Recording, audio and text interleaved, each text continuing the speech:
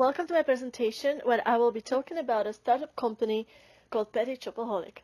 Petite Shopaholic is a clothes rental shop where women with petite size can rent casual clothes for everyday occasions for a monthly fee. The company Petite Shopaholic is targeting market segment of women wearing small and extra small size of clothes. Although in London there is a similar shop called Wear the Walk where women can rent their clothes too, our shop uniqueness is that we only specialize in petite sizes.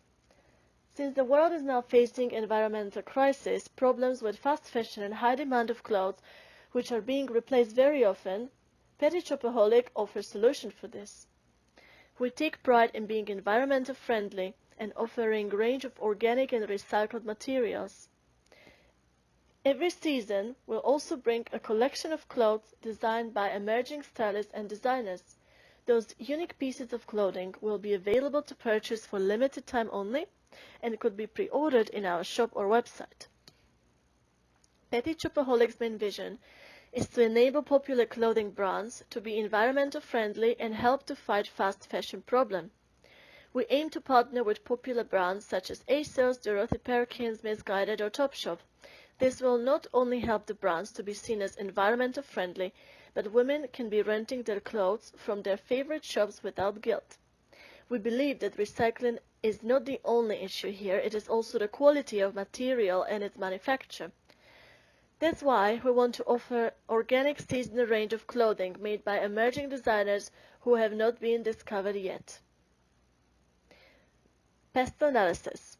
According to McKay Beoff report from 2017, for fashion industry, year 2016 has been summarized as uncertain, changing and challenging, and it has been marked as one of the most difficult years for the global fashion industry. The key reasons for this are, for instance, terrorist attacks in France, Brexit in the UK, and the volatility of Chinese stock market, which has created shocks for the global economy. For example, due to the fear of terrorist activity, shoppers might keep away from certain areas. In the UK, over 3/4 of materials used are imported, and if there is no deal, UK manufacturers will be subject to a range of tariffs.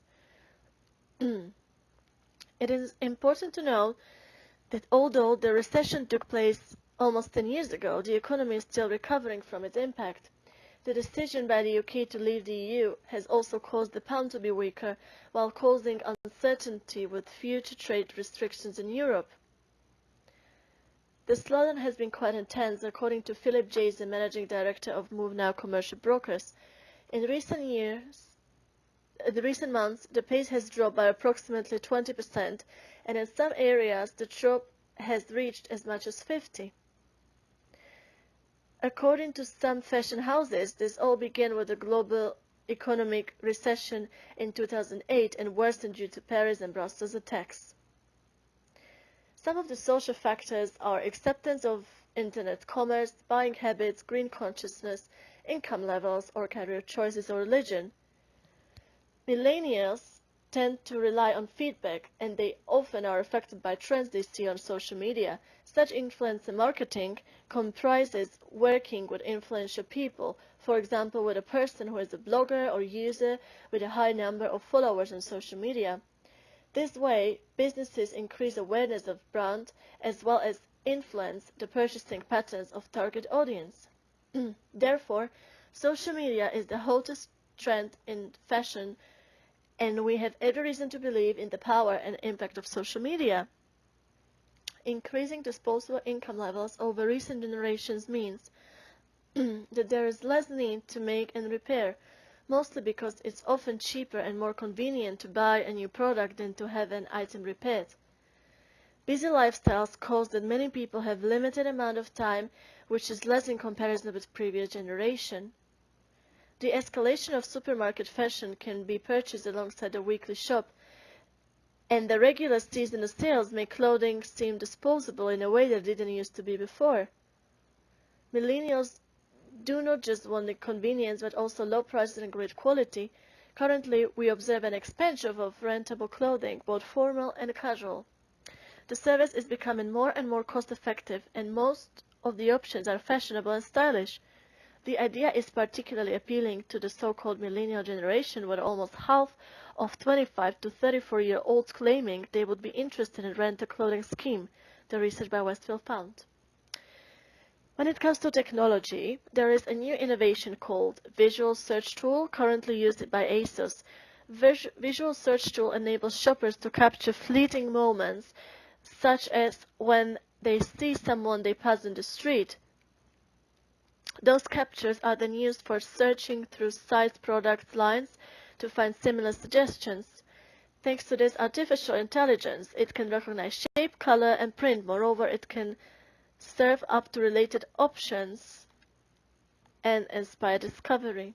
Another invention is called virtual fitting rooms or 3D body scanners, which is a software tool comparing sizes across brands, creating avatars and sizing them. At a busy mall in Shanghai, the store named Modapolso gives customers the chance to see themselves wearing different outfits without the hassle of actually trying on the clothes. A startup, Mattel, based in Cambridge, which has raised $20 million to date and is backed by Hong Kong clothing giant Toll, is also contributing to technological advancements in fashion. The company's technology can be plugged into retailers' websites, so customers are able to create so-called Me models as well as 3D images of the products on sale. One of the biggest environmental problems in the fashion industry is so-called fast fashion. And fast fashion focuses on speed and low cost in order to be able to deliver frequent new collections inspired by catwalk looks or celebrity styles. However, this has particularly negative impact on the environment, as there is a pressure to decrease costs as well as the time that it takes to get a product from design to shop floor. It often causes that environmental corners are more likely to be cut. The rise in environmental awareness has triggered some retailers to respond in ways that make consumers feel better about their purchases. Many retailers are therefore offering products made with recycled materials and organic fabric. When it comes to legal factors, since fashion industry has to follow regulations like other businesses, a number of legal and political macro-environmental factors affect small businesses in the clothing industry. For instance, compliance with the Modern Slavery Act is particularly important for retail.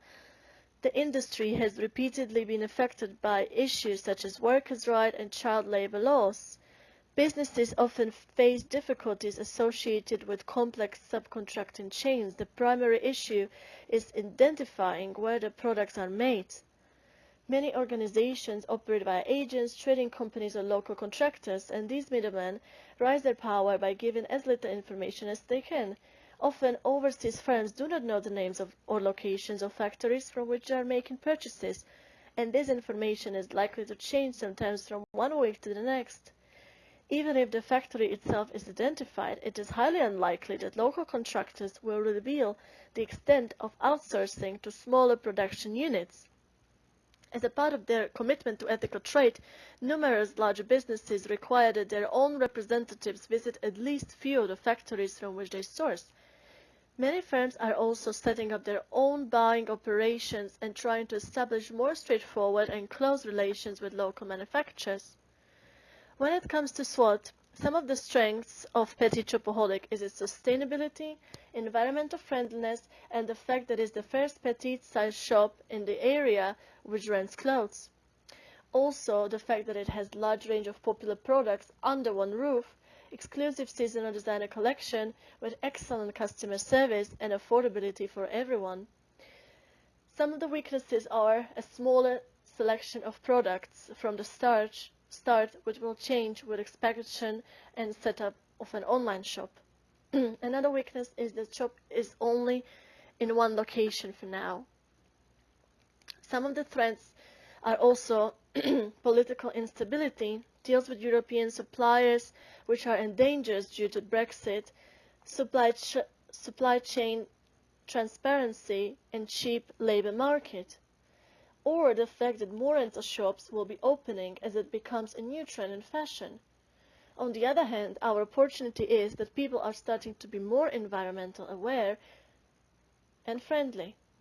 When it comes to Porter's 5 Forces framework, when it comes to threat of entry, although it is difficult to bring something new to the table in the fashion industry, the barriers are low and the threat of entry is high. It is not difficult to copy other brands or shop. However, the new entries risk that customers will not care about their products enough unless they find a special way to popularize their product. Despite many similar shops being in the market, only a little portion of them sell petite size, which is an advantage for us. When it comes to threat of substitutes, there are many existing competitors, both local, national, as well as international, and therefore, when customers considering alternative shops, the price and range of the products and location of the store are going to be very influential. The negative aspect is that in cheap or fast fashion segment, the customer loyalty is very hard to find, and customers usually decide according to the price, and since their purchase price is very small, a single buyer is not really relevant for the company. The bargaining power of suppliers is also very low, since there are many manufacturers and brands selling petite range of clothes, and therefore they can be switched easily unless stated otherwise in a contract. When it comes to competitor analysis, there are many shops selling petite clothes, however they do not do rentals. The direct and biggest competitor is Wear the Walk, which offers clothes rental for various occasions, for example, everyday office wear or nights out. On the other hand, Wear the Walk does not specialize in petite size, and therefore women with smaller size might prefer to visit our shop instead. When it comes to implementation plan, we plan to have £10,000 from personal savings, £60,000 from angel investors, to which we will be given 25% of our profits yearly. There will be 4 membership plans and one trial plan which will be for a week for £15. We expect a stable cash flow for the whole year. However, the expenses at the start will be much higher since we need to do renovation and buy a large amount of stocks. Plus, the marketing will be also much higher, the cost of marketing. The profits will go higher from the year 3, and we expect to reach break-even point during or after the year 3, when the sales will be also growing. In summary, Petite Shopaholic's main goal is to target small segments of the fashion market, the women wearing petite size of their clothes. Our long-term goal is to be leading brand providing wide range of dresses to rent for all women and make shopping more affordable and eco-friendly. Since fast fashion represents a high cost for the environment, it is necessary to take steps towards environmental friendly shopping. Our goal is to reach break-even point in the year 3 and to expand to more locations around London in the future, which will eliminate the weaknesses and allow us to have a wider range of products and to target customers in different areas too. Maybe one of the goals is also to set up an online shop where women can be directly purchasing the products instead of going to the physical shop. We might also consider an online shop which will have a delivery too. We aim to help other popular brands become more known as eco-friendly and show other shops how we can help the planet by tackling the problems of fast fashion. So this was a presentation about my startup company, Petite Shopaholic. Thank you very much for listening.